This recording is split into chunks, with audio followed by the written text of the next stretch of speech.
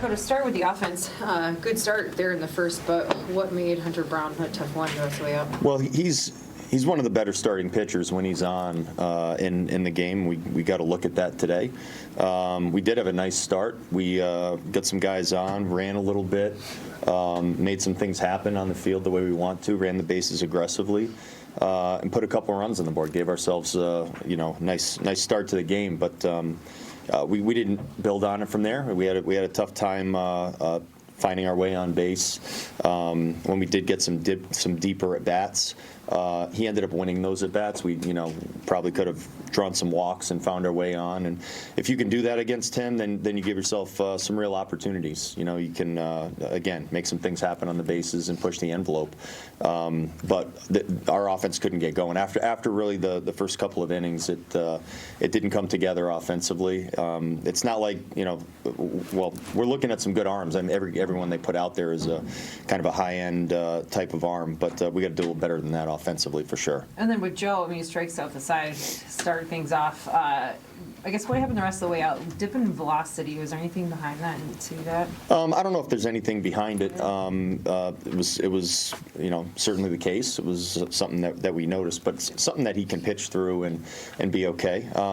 The inning where it kind of went a little sideways. Joe came in. He was like, that's just on me. I got to do a better job there. And starts with the hit by pitch, and then he balks later on in the inning, and then they get the ground ball that gets through, and we have to bring the infield in. So, it's not a mistake that you're going to see Joe make very often, or I don't want to say ever again, but maybe never again. You might never see him do that again because he's normally pretty slower pace, slower heart rate on the mound, and things don't really speed up on him. But once we get behind, again, we have to find a way to get some base runners out there, and that's the name of the game. When you're down a couple of runs, you got to win those at bats. When you get those chances to win those at bats, and we didn't do it.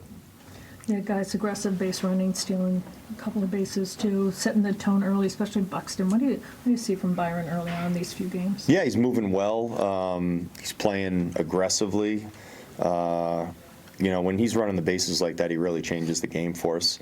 And he gets on base a couple times with his legs. I mean, he's obviously not just explosive. He's one of the most exciting players in the game, and he does it on all sides. And we got a chance to see a little bit more of that today. Hits a big home run. Yesterday. And then today, you see what he does with his legs. He does something different for you every day. On Brown, 96, and then he's got that 84 knuckle curve. I can only imagine being in the batter's box facing that. Yeah. He has, I think it's 5 different pitches that he works with.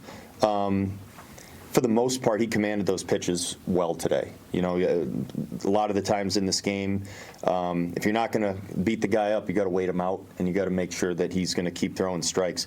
Through the middle of the game, he continued to pound the zone the way that he wanted to.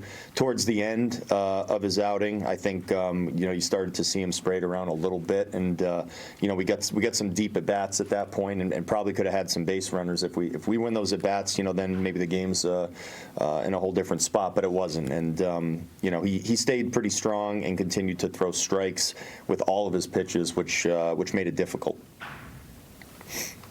Kind of felt like you guys had all the momentum in the world, after Chicago, and then in the first inning there, how disappointing was it to kind of see that dissipate throughout the game? Yeah, you want to just carry it on, of course. But in this game, sometimes you run into pitching like that, guys that are executing with very good stuff. And you got to kind of pack it in and get ready for the following game. The game's over right now. Not really harping on disappointment. I'm more interested in what we do, over the off day, getting ready and showing up on Saturday ready to play. In St. Louis, you were hitting the ball hard, but getting unlucky. Did this feel different today, the way you weren't getting guys on base? Well, I think today, probably of all the games that we've played this year, we ran into the pitching. Some excellent pitching. That's really what we ran into. And normally I wouldn't just leave it at that. Normally there's a lot of other things to get into and talk about. But when you have guys that really have very good stuff and execute at the same time, it becomes tough. You got to really come up big. You got to have a few big moments, and guys put great swings on tough pitches to make it happen. And we didn't do that today. And they went out there and they beat us today. I mean, their pitching did a great job. What are you seeing from Carlos right now?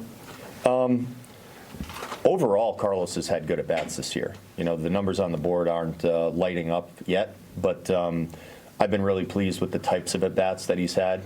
Set today aside for a second, just what we've seen on the season. He's hit a bunch of balls hard. He's had good at-bats. He's got a good idea of what he's trying to do. I think he's actually feeling comfortable and good about his at-bats and the process and the quality of them. I'm sure he's going to continue to tweak because he's a thinker and he's going to get his work done and really hone in on what he wants to. But overall, it's not as though I would say Carlos is struggling by any means. I actually think he swung the bat well. When was the last time you played catcher?